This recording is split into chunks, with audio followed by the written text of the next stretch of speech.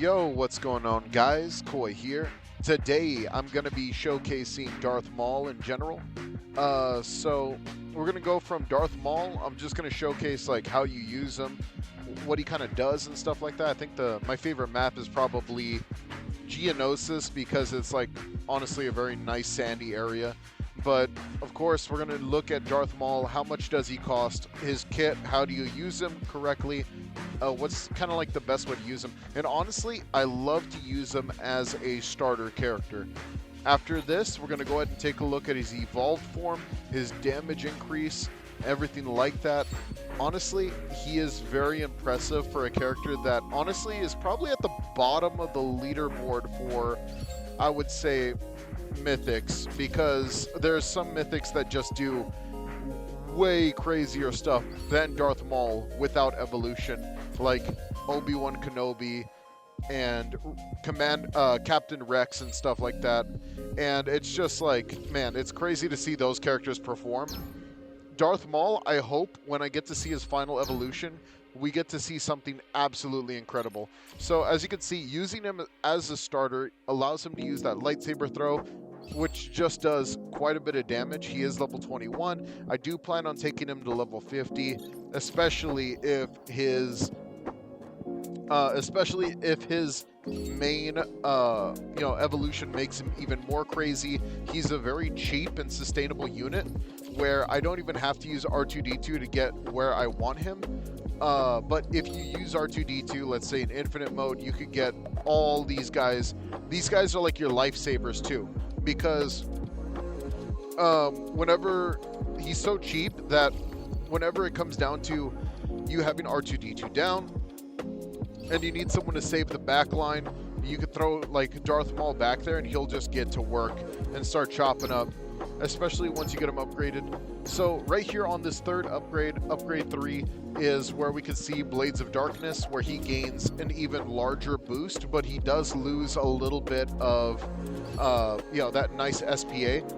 But it does go up to 5, but the damage actually skyrockets from this point forward, which is really, really cool. All right, we're gonna go ahead and take a look at this next part right here. Boom. And then, as you can see, wave complete. We have Blades of Darkness, which is like a barrage skill. It's a very sick skill. Does have a circle AoE, but it also lingers, allowing him to actually stay there and deal damage to oncoming troopers and enemies of the sort, which is very, very cool. He's probably one of my favorite looking Jedi so far, characters in general. And it looks like, even though his character is like kind of goofy with the horns, he does change into the more Clone Wars appearance when we get to see his evolution form. So we are going to take a look at that. All right, so now we have the next one. As you can see, that range just increases dramatically during these last two upgrades, making him incredibly good at just taking care of crowd control areas. You can make him target the strongest, you can make him target the weakest, but that damage you don't want to miss out on, especially whenever using him as a starter character. He will hold it down, especially in the much harder content of the game. I have soloed everything in the game with this guy so far, and he's been such a joy to actually use him without having to waste too much like credits. I would say credits, but like, obviously it's money. You don't waste too much working with this guy, and he delivers and performs very well, even with having a 5 SPA. That lingering damage allows you to hit those troopers from, as you can see, from the side as they keep coming in. They're just continuously going to be bladed, and it's very, very cool. All right, so right here, we're on the last one. As you can see, he does get his final upgrade right here, and man, is it an upgrade. Look at that big AoE circle. His range is just really, really good, and you could have 3 of these guys down with only a cost of like 22 or 23,000 credits. He still really, really does well. Now here, obviously, I didn't upgrade the other guys. If I would have upgraded the other guys, he wouldn't have, like, you're wasting the range when you have him so close to the entrance, and that's on me. But as you can see, putting him into a position, I would say, let's say you're doing your starting zone, having him in positions like this, and then maybe even like one right here, allows him to perform very well down lane. Even right here does work too. So as you can see, he does perform down lanes very well, just like any trooper, just with that really nice boomerang effect. All right, now we're gonna go ahead and, you know, not waste any time. We're gonna jump straight into evolving him. Since I got all the milk, I got all the equipment. I actually crafted my Datacron for this. The crafting recipe for the Datacron was just a lot of me going into challenge and making sure that I got my hands on everything. Surprisingly, I got a lot of Celestial without having to do the Celestial one. I actually was struggling to get more of the colored ones instead, and more of the normal ones, which was pretty interesting to see. All right, so now we finally enter the Force, and we get in tune with the Force, and we get our hands on Darth Maul.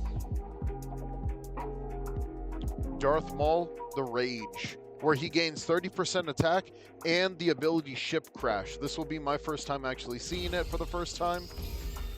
As you can see, he looks great.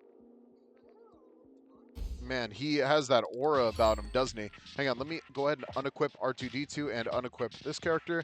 We're just going to go straight up for probably R2-D2 just to make sure that we get the appropriate color. Oh my gosh, look at that aura. He's just radiating. And that looks really, really good. I like it. He looks incredibly solid. All right, so let's go ahead and take a look at him in infinite mode and kind of build him up as quickly as possible. See how many we could put down and stuff like that. I think that Naboo infinite mode might be the way to do it. And we're gonna go ahead and move on from there and kind of see how it goes down.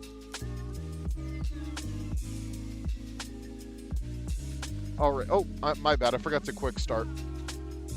I don't want to waste too much time. I want to get down to the brass tacks, see that extra 30% damage increase, and see how that kind of shows off my starter game. All right, let's see that damage. You know, for 23,000 each, it's really not that bad. R2-D2 is ridiculously expensive.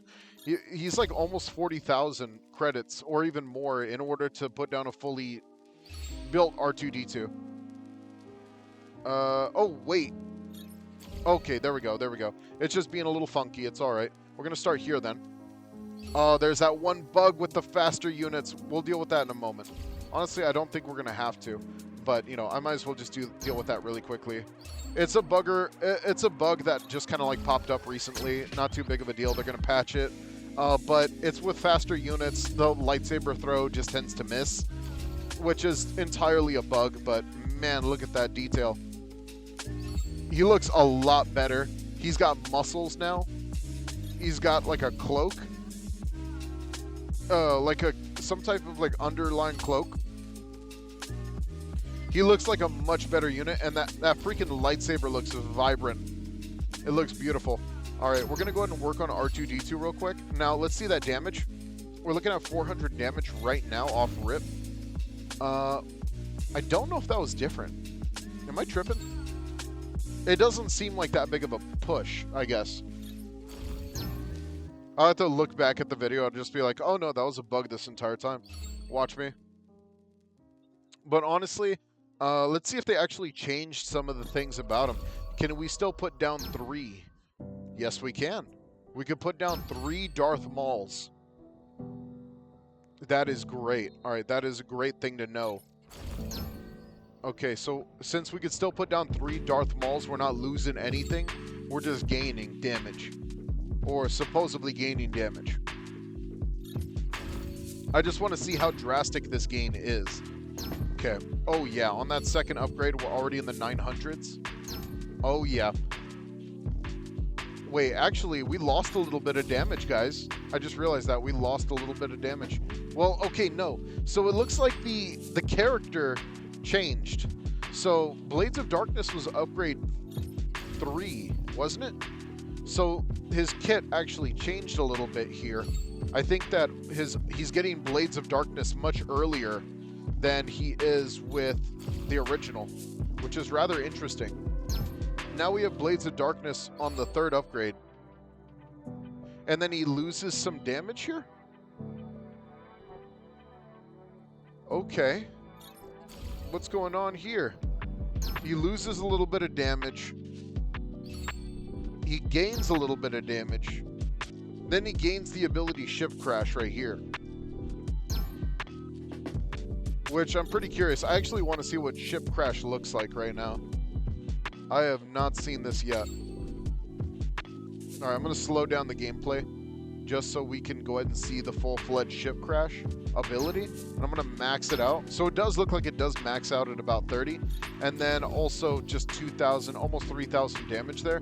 But I think there's some bugs in his kit. Oh, that is cool. Okay. So he actually drops a whole TIE fighter on him from the sky. Oh, wait, what? No, that was a tank there. Wait, are the ships changing? No. It's a tank. It's a tank from the Clone Wars. It looked like a TIE fighter from the certain angle.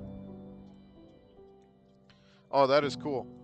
So I think there is some minor bugs with this, but I think, you know, in the future damage might change and stuff like that.